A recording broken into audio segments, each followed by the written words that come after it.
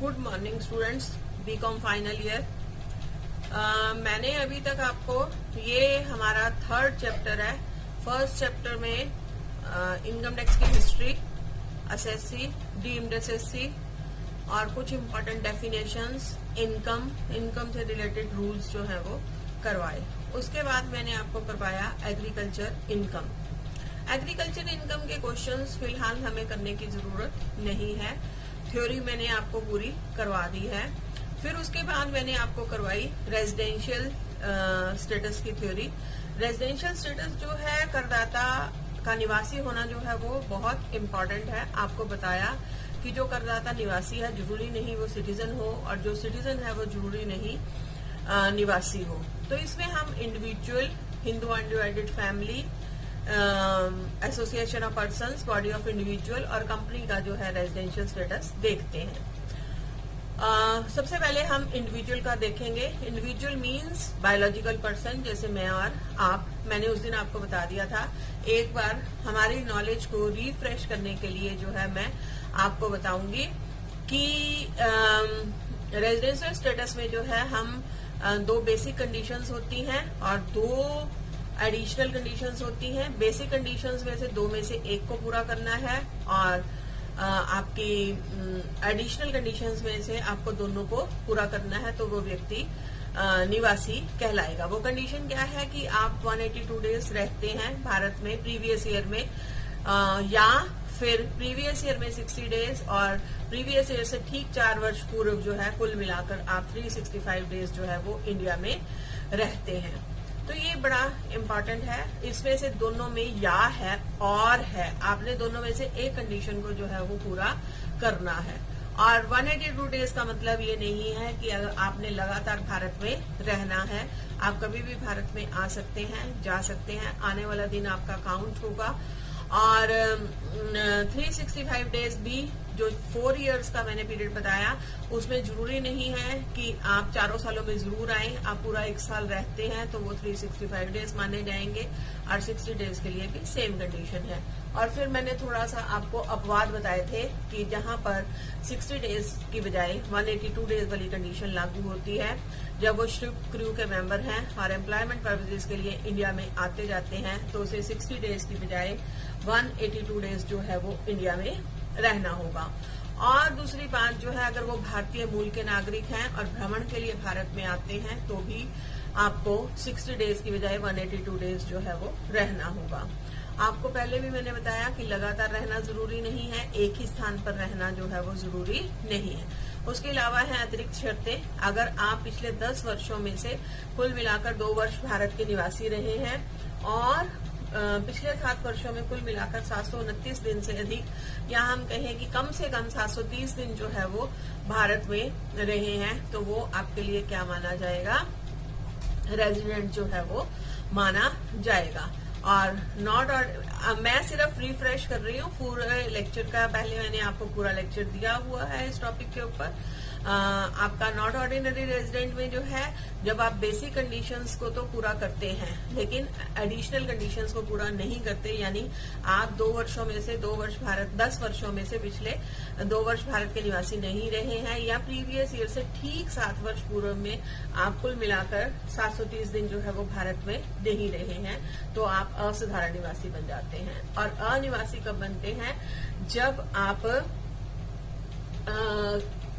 Basic conditions को पूरा नहीं करते हैं, यानी ना तो आप 182 डेज प्रीवियस ईयर में, ना तो आप 182 डेज भारत में रहते हैं, या प्रीवियस ईयर में 60 डेज और प्रीवियस ईयर से ठीक 4 वर्ष पूर्व में कुल मिलाकर 365 दिन जो है वो आप भारत में रहते हैं।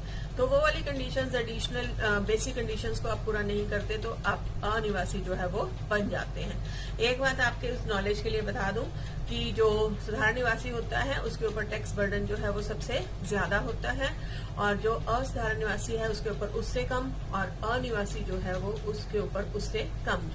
जो अनिवासी है, जो वो भारत के बाहर इनकम अर्न करता है, उसके ऊपर उसको कोई टैक्स जो है वो पे नहीं करना।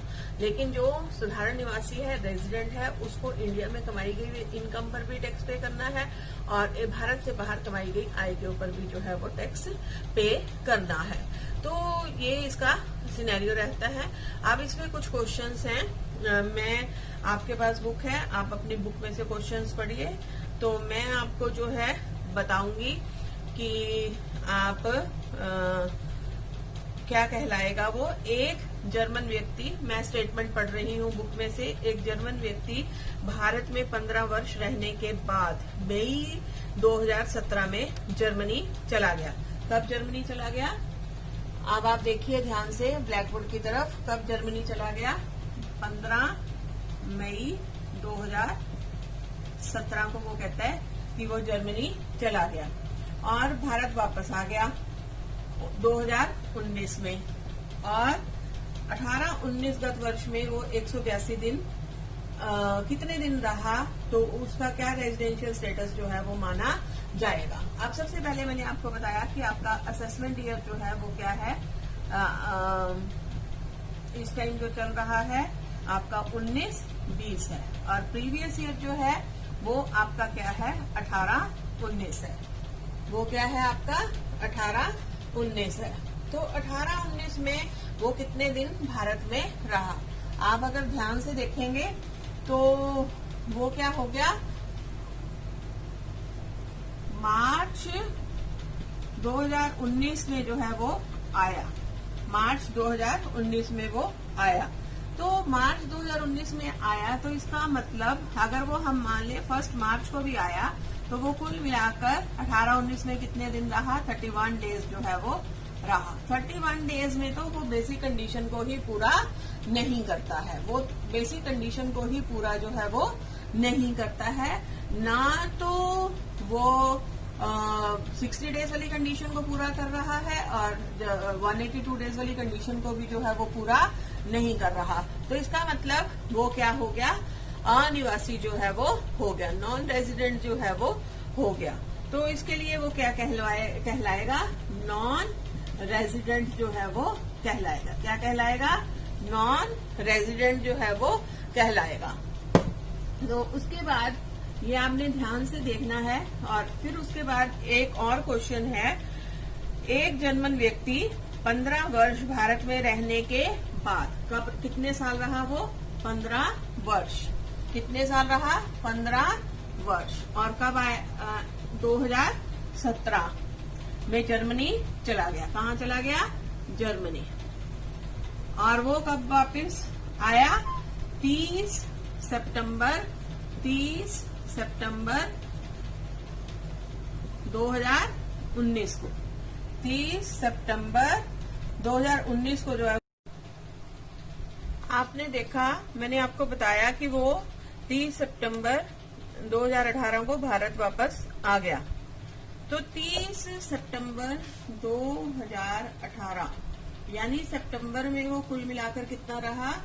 1 दिन सितंबर में, 31 दिन अक्टूबर में, और 31 दिन नवंबर में, 31 डेज दिसंबर में, 31 डेज जनवरी में, और 29 डेज फरवरी में, और 31 डेज मार्च में। तो कुल मिलाकर जो है वो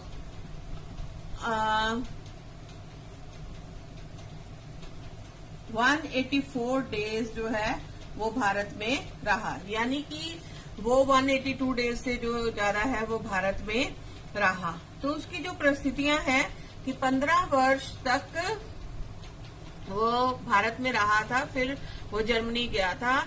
तो वो जो है 15 वर्ष जब वो भारत में रहा है तो उसमें 10 वर्षों में से 2 वर्ष तो कम से कम निवासी रहा होगा, और कुल मिलाकर 7 वर्षों में 730 दिन भी भारत में रहा है। इसीलिए वो क्या कहलाएगा? Ordinarily resident.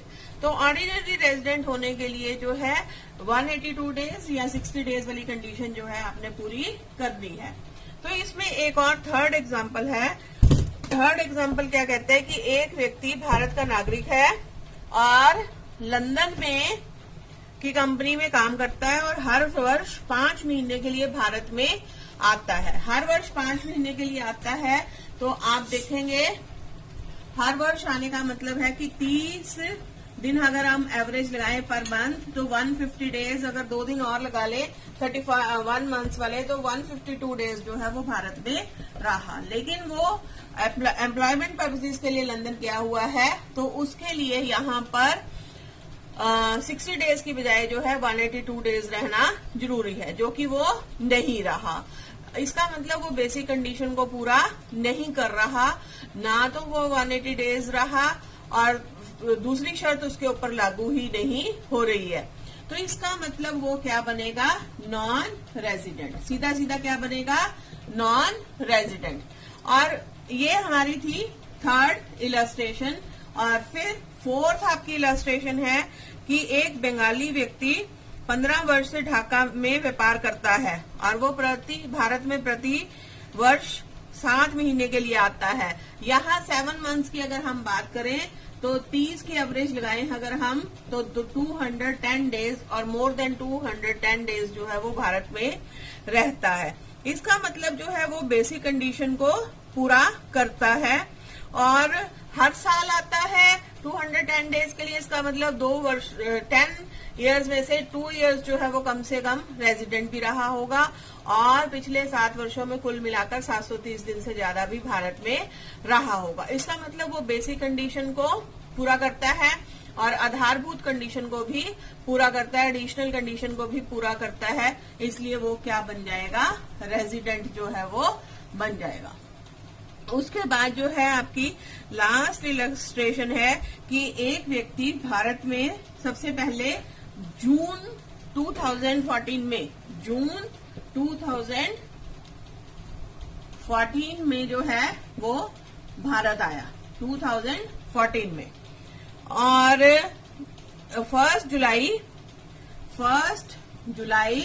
2018 को जो है वो भारत के बाहर चला गया। तो उसका जो है और फिर जो है वो जनवरी 2019 में वापस आया। जनवरी 2019 में जो है वो वापस आया। तो उसका रेजिडेंशियल स्टेटस जो है वो क्या होगा। अब आप देखो कि जनवरी में आया तो जनवरी के 31 डेज, फरवरी के 29 डेज और मार्च के 31 डेज, यानी वो कुल मिलाकर जो है 91 डेज या जो है वो भारत में रहा। तो उसने 60 और पिछले 4 वर्षों में, पूर्व के 4 वर्षों में भी वो कुल मिलाकर कम से कम 365 दिन जो है वो भारत में रहा है। तो ये सारी चीजें अगर हम सही से देखें तो अगर वो बेसिक कंडीशन को भी पूरा करता है और वो भारत में रहा है तो वो 4 वर्षों में 365 दिन वाली कंडीशन भी पूरी कर रहा है और 10 वर्षों में से 2 वर्ष जो है निवासी रहने की कंडीशन पूरी कर रहा है। 7 वर्षों में कुल मिलाकर 730 दिन से ज्यादा जो है वो भारत में रहा है। तो उसका रेजिडेंशियल स्टेटस क्या बन जाएगा, रेजिडेंट का जो है वो बन जाएगा। तो ये आपके लिए था, इलस्ट्रेशन थी जो आपको समझाने के लिए था कि उसका रेजिडेंशियल स्टेटस जो है वो क्या होगा। उसके बाद जो है ये हमने देखा इंडिविजुअल का रेजिडेंशियल स्टेटस। उसके बाद हम देखेंगे हिंदू अनडिवाइडेड फैमिली, फर्म और एसोसिएशन ऑफ पर्संस का रेजिडेंशियल स्टेटस। तीनों वही स्टेटस है, रेजिडेंट है, नॉट ऑर्डिनरी रेजिडेंट है एंड नॉन रेजिडेंट है। रेजिडेंट होने के लिए फर्म में जो है 2 बातें देखी जाएंगी। एक तो फर्म का कंट्रोल और मैनेजमेंट जो है वो कहाँ से चलाया जाता है। अगर आंशिक रूप से भी भारत से चलाया जाता है, आंशिक रूप से भी अगर थोड़ा सा भी पार्ट भारत में स्थित है मैनेजमेंट का, तो वो रेजिडेंशियल स्टेटस के लिए काउंट होगा रेजिडेंट होने के लिए। प्लस इसमें जो है फर्म के केस में कर्ता का स्टे जो है वो देखा जाएगा। कर्ता का स्टे वही जो एक इंडिविजुअल की कंडीशंस हैं कि बेसिक कंडीशन में से एक कंडीशन को पूरा करना और एडिशनल कंडीशंस जो हैं वो दोनों उसने पूरी करनी है। अगर वो उन कंडीशंस को पूरा कर लेता है तो वो क्या माने जाएंगे, साधारण निवासी जो है वो माने जाएंगे। और एसोसिएशन ऑफ पर्संस और बॉडी ऑफ इंडिविजुअल के लिए जो है वो कंट्रोल देखा जाएगा कि अगर एंड मैनेजमेंट एंड कंट्रोल जो है अगर आंशिक रूप से भी भारत में स्थित है, पार्टली भी भारत में स्थित है, सिचुएटेड इन इंडिया, तो मैनेजमेंट एंड कंट्रोल का मीनिंग जो है मैं यहाँ पर क्लियर करूंगी आपको कि मैनेजमेंट एंड कंट्रोल का मतलब है जहां से नीतियां बनाई जाती हैं, जहां से कि व्यापार को चलाने के लिए जो है पॉलिसीज बनाई जाती हैं, उसको हम जो है वो मैनेजमेंट एंड कंट्रोल जो है वो कहते हैं, जहां पर डिसीजन मेकिंग पावर जो है वो होती है। दूसरा आ जाता है आपका असाधारण निवासी। असाधारण निवासी में जो है फर्म जो है वो it can never be not ordinary resident, और इसके लिए हिंदू अनडिवाइडेड फैमिली के लिए जो है हम कर्ता का रेजिडेंशियल स्टेटस जो है वो देखेंगे। फिर वही है कि अगर वो बेसिक कंडीशंस को पूरा करता है, यानी 182 डेज वाली या 60 डेज और 365 डेज वाली कंडीशंस को पूरा करता है, और वो एडिशनल कंडीशंस को पूरा नहीं करता, यानी 10 में से 2 वर्ष वो भारत का निवासी और 7 वर्षों में कुल मिलाकर 730 दिन जो है वो भारत का निवासी नहीं रहता, तो वो क्या माना जाएगा? असाधारण निवासी माना जाएगा। एक बार फिर से क्लियर कर लो कि फर्म जो है it can never be not ordinarily resident. अब नॉन रेजिडेंट के लिए क्या शर्त होगी? अंडरस्टूड है कि अगर मैनेजमेंट एंड कंट्रोल पूरी तरह से भारत के बाहर चला जाता है, पार्शियल पार्ट भी भारत में नहीं है, यानी ना तो कोई पॉलिसी बनाई जाती है, ना डिसीजन मेकिंग होता है भारत में, सारा कुछ मैनेजमेंट एंड कंट्रोल भारत के बाहर से चलाया जाता है, तो क्या माने जाएंगे? नॉन रेजिडेंट जो है वो माने जाएंगे। तो ये आपका था रेजिडेंशियल स्टेटस जो है Hindu undivided family, association of persons and body of individuals का। उसके बाद जो है वो है आपकी कंपनीज। कंपनीज का रेजिडेंशियल स्टेटस जो है तब कही जाती है रेजिडेंट जब वो एक इंडियन कंपनी हो। इंडियन कंपनी का मतलब formed and registered under this Indian act, originally framed और altered from time to time, जो बनाया गया है या समय समय पर परिवर्तित किया गया है, उसके अंतर्गत जो है भारतीय कंपनी है, और उसका फुल मैनेजमेंट एंड कंट्रोल, पूर्ण जो मैनेजमेंट एंड कंट्रोल है वो भारत में ही स्थित है, तो उसको हम क्या कहेंगे? कंपनी में कंपनी क्या हो जाएगी? रेजिडेंट हो जाएगी। यहाँ आप दोनों चीजों में फर्क देखो। फर्म में क्या था कि अगर पार्शियल पार्ट भी भारत में स्थित है तो भी वो रेजिडेंट मानी जाएगी, लेकिन यहाँ पर है कि पूरा मैनेजमेंट एंड कंट्रोल, यानी कि सारी नीतियां बनाई जाती हो, जनरल मीटिंग जो है इंडिया में कॉल की जाती हो, और डिविडेंड डिस्ट्रीब्यूट करने का अरेंजमेंट जो है वो भी इंडिया में ही जो है वो किया जाता हो, तो उसको हम कहेंगे कि फुल मैनेजमेंट एंड कंट्रोल जो है वो भारत में स्थित है। और दूसरा है not ordinarily resident. Not ordinarily resident companies जो है they can never be not ordinarily resident. वो रेजिडेंट होंगी या नॉन रेजिडेंट होंगी, दोनों में से एक स्थिति होगी। अगर पार्शियल पार्ट भी मैनेजमेंट एंड कंट्रोल का भारत के बाहर स्थित है तो इट मीन्स कंपनी क्या है? नॉन रेजिडेंट है। तो ये जो है आपके लिए बहुत आसान है, मैंने बार बार बता दिया। Firm, association, persons, body of individual के लिए जो है मैनेजमेंट एंड कंट्रोल का पार्शियल पार्ट होना, और हिंदू अनडिवाइडेड फैमिली के लिए जो है कर्ता का रेजिडेंशियल स्टेटस जो है वो साथ देखा जाएगा। और कंपनी जो है या तो रेजिडेंट होगी और या नॉन रेजिडेंट होगी। रेजिडेंट कब होगी? जब वो इंडियन कंपनी होगी, formed and registered under the Indian act होगी, और उसका मैनेजमेंट का फुल मैनेजमेंट एंड कंट्रोल जो है वो भारत में स्थित होगा। तो मैनेजमेंट एंड कंट्रोल का मतलब मैंने आपको बता दिया कि जहां पर पॉलिसी मेकिंग होती है, डिसीजन मेकिंग होती है, और कंपनी के केस में जहां डिविडेंड डिस्ट्रीब्यूशन की बात है वो भी इंडिया में होना चाहिए, सेंटर जो है डिस्ट्रीब्यूशन का, और वो क्या मानी जाएगी? इंडियन कंपनी जो है वो मानी जाएगी। और कंपनी जो है कभी भी नॉट ऑर्डिनरी रेजिडेंट नहीं हो सकती। उसके बाद कंपनी का स्टेटस क्या होगा? नॉन रेजिडेंट का स्टेटस जो है वो होगा। इसमें भी प्रैक्टिकल इलस्ट्रेशंस करेंगे, और क्लैरिटी के लिए मैं आपको करवा रही हूँ। आप बुक में से इलस्ट्रेशन पढ़ें। 1 अप्रैल 2009 को एक अमेरिकन सिटीजन की एक साइंटिफिक ऑफिसर के रूप में भारत में अपॉइंटमेंट हुई। कब? 1 अप्रैल 2009। और 31 जनवरी 2017 को वो 3 वर्ष के लिए डेपुटेशन पर युगांडा चला गया। क्या हुआ? 3 वर्ष के लिए डेपुटेशन पर युगांडा चला गया, लेकिन अपनी वाइफ और बच्चों को जो है वो इंडिया में छोड़ गया और 1 मई 2018 को आया और 30 जून 2018 को ही वो अपने फैमिली के साथ युगांडा चला गया। उसके बाद वह फरवरी 2020 को भारत में आया और अपनी पोस्ट जो है उसने संभाल ली। तो यहाँ पर उसका रेजिडेंशियल स्टेटस जो है आपने देखना है, वो कब वापस आता है। 3 फरवरी को जो है वो वापस आता है। हमारा यहाँ पर असेसमेंट ईयर क्या है? 2021 और प्रीवियस ईयर क्या है? 1920। प्रीवियस ईयर क्या है? 1920। तो आप देखो कि वो 3 फरवरी को अगर वापस आता है प्रीवियस ईयर में 1920 में, जो 1 अप्रैल 2019 को शुरू होगा और 31 मार्च 2020 को जो है वो खत्म होगा। तो अगर वो आया है फरवरी में, तो फरवरी के कितने दिन हो गए? इसमें 29 डेज है क्योंकि लीप ईयर है, तो 27 डेज हो गए। और मार्च के कितने हो गए? 31 डेज हो गए। तो कुल मिलाकर वो क्या रहा? 58 डेज जो है वो भारत में रहा।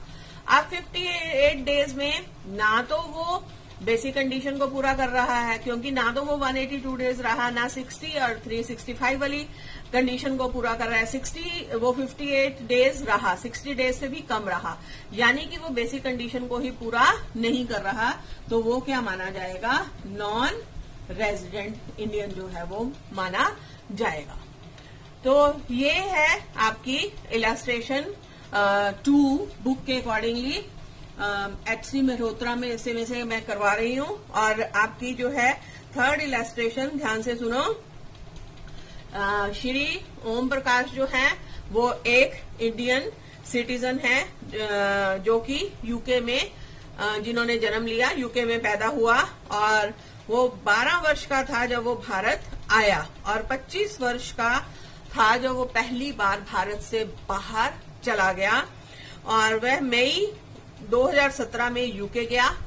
कब? मई 2017 में। और फिर मार्च 2020 में, मार्च 2020 में जो है वो पुनः भारत आ गया। क्या हो गया? भारत वापस आ गया। तो अब देखो कि वो कब वापस आया है? मार्च 2020 में। तो उसका रेजिडेंशियल स्टेटस जो है वो क्या होगा? देखो वो मार्च में अगर हम 1 मार्च भी अज्यूम कर लें तो वो सिर्फ कितने दिन रहा? 31 डेज जो है वो रहा। तो ना तो वो 60 डेज वाली कंडीशन को पूरा कर रहा है और ना ही वो 182 डेज वाली कंडीशन को पूरा कर रहा है। इसका मतलब जो है वो आधारभूत शर्त को पूरा ही नहीं कर रहा। तो उसका जो रेजिडेंशियल स्टेटस जो है वो क्या माना जाएगा? नॉन रेजिडेंट का जो है वो माना जाएगा। फिर आपका जो है इसमें इसी बुक में इलस्ट्रेशन 4 को आप जो है वो देखो। Shri Ramesh who was born and brought up in India went for the studies to UK on 1 March 2018 और came back to India on 1st October 2018 early in the morning। 1st October 2019 को जो है 2019 को जो है वो वापस आया। तो उसका रेजिडेंशियल स्टेटस जो है वो क्या होगा? 1 अक्टूबर को वो वापस आ गया।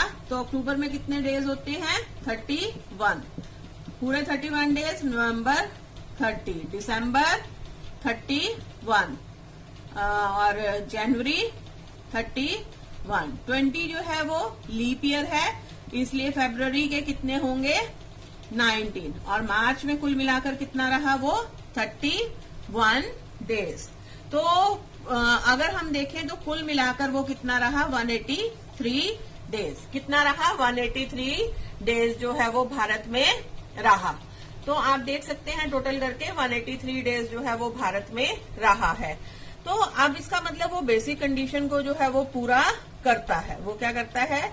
बेसिक कंडीशन को जो है वो पूरा करता है। तो उसमें जो है आपने जब ध्यान से देखना है कि 18-19 में वो भारत में नहीं रहा। जैसे जैसे हम पीछे जाते रह जाएंगे तो हम देखेंगे, लेकिन उससे पहले जो है वो हमेशा ही भारत में रहा है।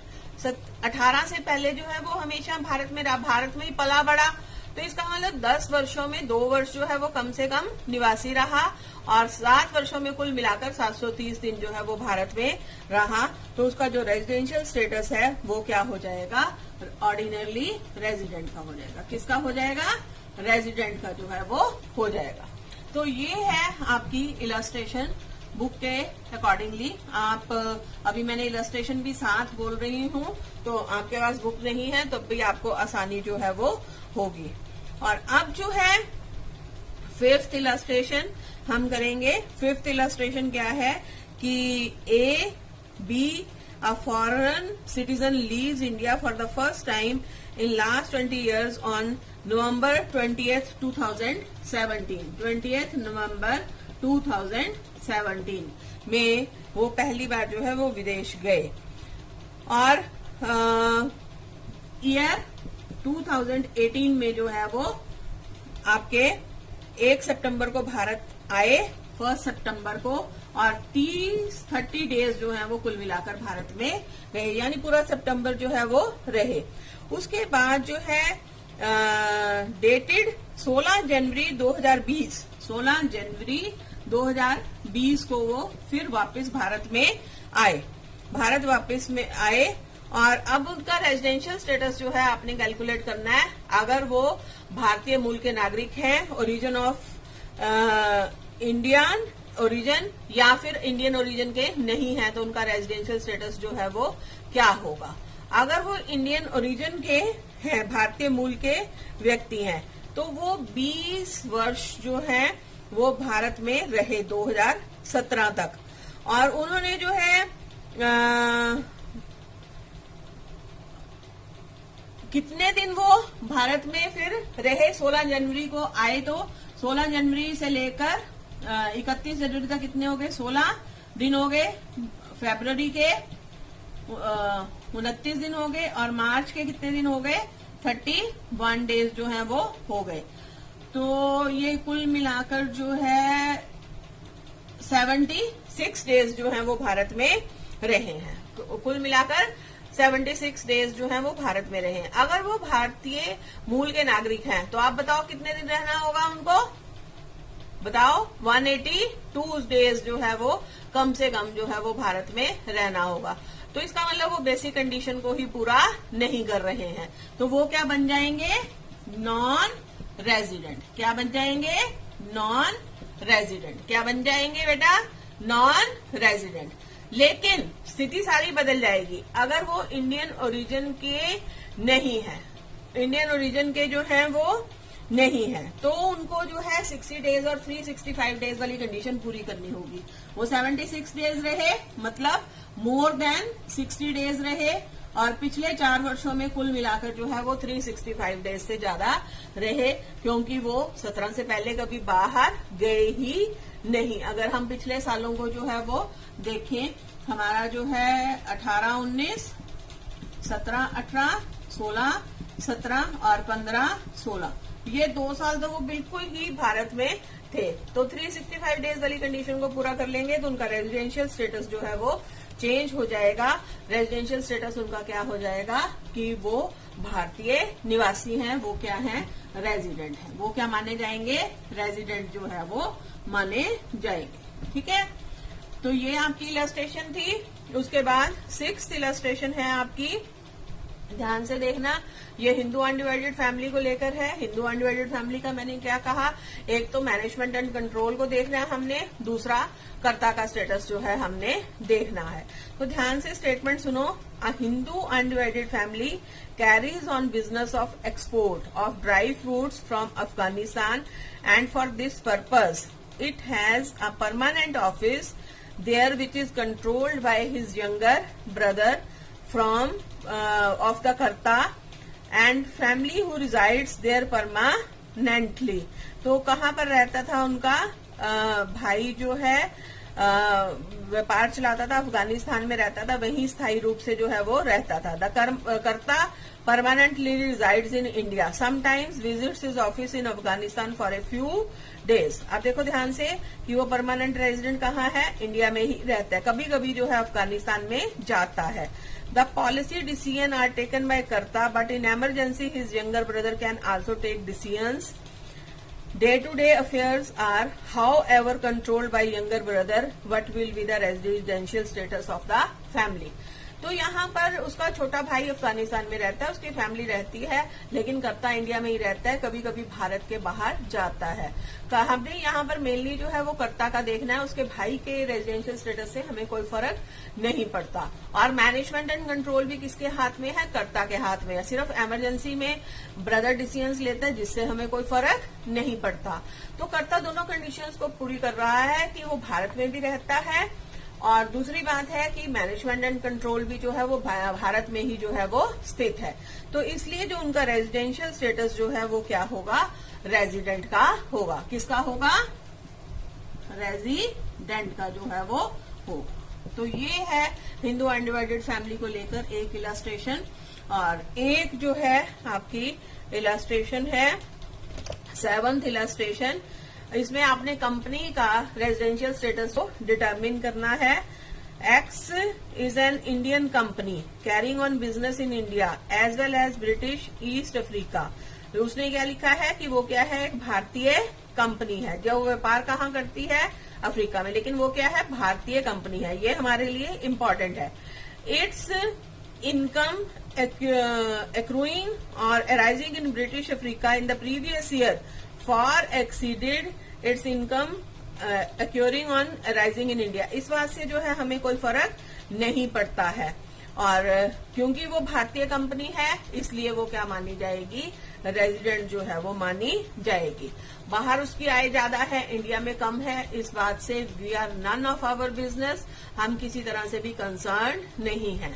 हमने या तो देखना है कि वो भारतीय कंपनी है या उसका मैनेजमेंट एंड कंट्रोल जो है वो देखना है। तो ये हमारी थी 7th इलस्ट्रेशन। उसके बाद जो है आपकी 8th इलस्ट्रेशन है। 8th इलस्ट्रेशन में जो है देखो ध्यान से, मैं पढ़ रही हूँ। X limited and Y limited क्रमशः पाकिस्तान और भारत में पंजीकृत हैं, are registered in Pakistan and India respectively. The place of effective management in India where all the board meetings of Y are held in Pakistan for previous year determine their residential status. तो जो X company है उसने लिखी दिया कि registered under Pakistan law, Pakistan law में जो है वो रजिस्टर्ड है। तो लेकिन इसके जो मैनेजमेंट एंड कंट्रोल है वो कहाँ पर है, भारत में है। तो दोनों में से एक चीज होनी चाहिए, मैनेजमेंट एंड कंट्रोल भारत में है तो ये क्या मानी जाएगी, रेजिडेंट जो है वो मानी जाएगी। और दूसरी में उल्टा हो जाता है कि वो रजिस्टर्ड इंडिया में है, कंट्रोल चाहे पाकिस्तान में होगा, तो registered under Indian company act, तो वो भी क्या मानी जाएगी, इंडियन कंपनी जो है वो मानी जाएगी। तो अगर उसका मैनेजमेंट एंड कंट्रोल भारत में स्थित है तो वो भी क्या मानी जाएगी, रेजिडेंट जो है वो मानी जाएगी।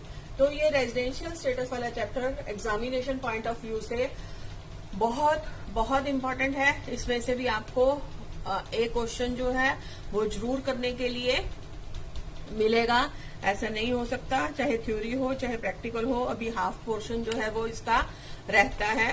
तो समराइज करने के लिए मैं आपको एक बार ब्रीफिंग करूंगी कि हम रेजिडेंशियल स्टेटस जो है, जो सिटीजनशिप है और रेजिडेंशियल स्टेटस में फर्क है। जरूरी नहीं है कि जो व्यक्ति रेजिडेंट हो वो सिटीजन भी हो, एंड वाइस वर्सा, जो सिटीजन हो वो जरूरी नहीं है रेजिडेंट हो। और जो रेजिडेंशियल स्टेटस है वो उसके भारत में स्टे करने के ऊपर जो है वो निर्भर करता है। तो ये बहुत सारी चीजें हमने जो रेजिडेंशियल स्टेटस मेनली देखते हैं, हम उनको कैटेगराइज कर सकते हैं। इंडिविजुअल फर्स्ट पॉइंट, सेकंड जो है आपका association of persons, body of individuals, firm and Hindu undivided family, और तीसरा जो है आपका है कंपनी। तो इंडिविजुअल में मैंने बार बार बता रही हूँ, ये क्लियर नहीं होता स्टूडेंट्स को, आपने लिखने के लिए भी ढंग से लिखना है। हमने यहाँ पर जो डेज कैलकुलेट करने हैं वो प्रीवियस ईयर। अब हमारा असेसमेंट ईयर क्या चल रहा है, 2021, जो कि 1 अप्रैल 2020 को शुरू होता है और 31 मार्च 2021 को जो है वो खत्म होगा। और इसका प्रीवियस ईयर ठीक 12 महीने का वो पीरियड है जो 1 अप्रैल 2019 को शुरू होता है और 31 मार्च 2020 को जो है खत्म होता है। तो उसमें कुल मिलाकर जो है हमने ये लिखना है कि प्रीवियस ईयर में, गत वर्ष में जो है वो कुल मिलाकर 182 डेज जो है वो भारत में रहा, या फिर जो है गत वर्ष में 60 दिन, या गत वर्ष से पूर्व ठीक 4 वर्ष पूर्व जो है वो कुल मिलाकर 365 दिन रहा। और मैंने बार बार बताया कि 182 डेज का मतलब है लगातार उसने नहीं रहना है, एक ही स्थान पर नहीं रहना है। जिस दिन वो आएगा वो वाला दिन जो है वो काउंट होगा, वो आपने दिन जो है वो कैलकुलेट करने हैं। और अगर वो घूमने शिप क्रू का मेंबर है, एम्प्लॉयमेंट पर्पसेस से भारत के बाहर जाता है, तो उसने 60 डेज की बजाय 182 डेज की कंडीशन पूरी करनी है। दूसरी बात, अगर वो भारतीय मूल का नागरिक है तो भी उसने 60 डेज की बजाय 182 डेज की कंडीशन पूरी करनी है। भारतीय मूल का मतलब मैंने आपको बता दिया कि जिसके माता पिता भारत में अनडिवाइडेड भारत में जन्मे हैं, या दादा दादी जो है अनडिवाइडेड भारत में जन्मे हैं, तो उसे हम भारतीय मूल का नागरिक जो है वो कहते हैं। और प्लस एडिशनल कंडीशंस जो है वो पूरी करनी है। वो क्या है कि पिछले 10 वर्षों में से 2 वर्ष जो है वो भारत का निवासी रहा है और 7 वर्षों में कुल मिलाकर जो है वो 730 दिन से ज्यादा जो है वो भारत में रहा है। अगर वो ये सब वो पूरा करता है तो वो निवासी माना जाएगा। असाधारण निवासी जब वो एडिशनल कंडीशंस बेसिक कंडीशंस को पूरा करता है लेकिन एडिशनल कंडीशंस को पूरा नहीं करता है। और नॉन रेजिडेंट जब वो बेसिक कंडीशंस को ही पूरा नहीं करता है। फिर हम आ जाते हैं association of persons, body of individual and firm, इन पे आ जाते हैं। तो इसमें जो है बॉडी ऑफ इंडिविजुअल्स और फर्म, और इनके लिए जो है हम रेजिडेंशियल स्टेटस के लिए जो है मैनेजमेंट एंड कंट्रोल देखेंगे। अगर पार्शियल पार्ट भी मैनेजमेंट एंड कंट्रोल का भारत में स्थित है तो वो रेजिडेंट जो है वो माना जाएगा। और हिंदू अनडिवाइडेड फैमिली के लिए हम मैनेजमेंट एंड कंट्रोल के साथ कर्ता का रेजिडेंशियल स्टेटस भी जो है वो देखेंगे। और नॉट ऑर्डिनरी रेजिडेंट के लिए फर्म जो है they can never be not ordinary resident. और लेकिन हिंदू अनडिवाइडेड फैमिली के केस में हम कर्ता का स्टेटस जो है वो देखेंगे। अगर कर्ता नॉट ऑर्डिनरी रेजिडेंट की कंडीशंस को पूरा करता है तो वो नॉट ऑर्डिनरी रेजिडेंट माने जाएंगे। अगर वो, फिर वही बात है, अगर मैनेजमेंट एंड कंट्रोल थोड़ा सा भी भारत के बाहर चला जाता है, पूरा का पूरा भारत के बाहर चला जाता है, थोड़ा सा भी भारत में नहीं है, तो वो नॉन रेजिडेंट माने जाएंगे। तो ये था, लास्ट रह गया कंपनी। कंपनी का एक बार फिर से मैं रिपीट कर रही हूँ। कंपनी में क्या है कि कंपनी अगर formed and registered under any Indian act और any previous law altered from time to time, जिसमें समय समय पर परिवर्तन किया गया है, वो है भारतीय कंपनी है, यानी वो, और उसका मैनेजमेंट एंड कंट्रोल जो है पूर्ण रूप से भारत में स्थित है। मैनेजमेंट कंट्रोल से क्या मतलब है कि डिसीजन मेकिंग पावर वही होती है इंडिया में ही, और जो डिस्ट्रीब्यूशन है डिविडेंड की वो भी भारत में ही होनी चाहिए। और दूसरा, companies can never be not ordinary resident, या तो वो रेजिडेंट होंगी और या नॉन रेजिडेंट होंगी। नॉन रेजिडेंट कब होंगी? जब थोड़ा सा भी मैनेजमेंट एंड कंट्रोल जो है वो भारत के बाहर चला जाएगा। तो ये सारा जो है हमने किया, ये सारा जो है वो बहुत इम्पोर्टेंट है, एग्जामिनेशन पॉइंट ऑफ व्यू से भी इम्पोर्टेंट है। तो मैं जो है उसके बाद जो करवाने जा रही हूँ आपको, वो है निवास तिथि के आधार पर कुल आय का क्षेत्र या कर भार, scope of total income on the basis of residence और इंसिडेंस ऑफ टैक्स। मैंने पहले भी आपको बताया कि कर भार जो है निवासीय स्थिति के आधार पर लगता है।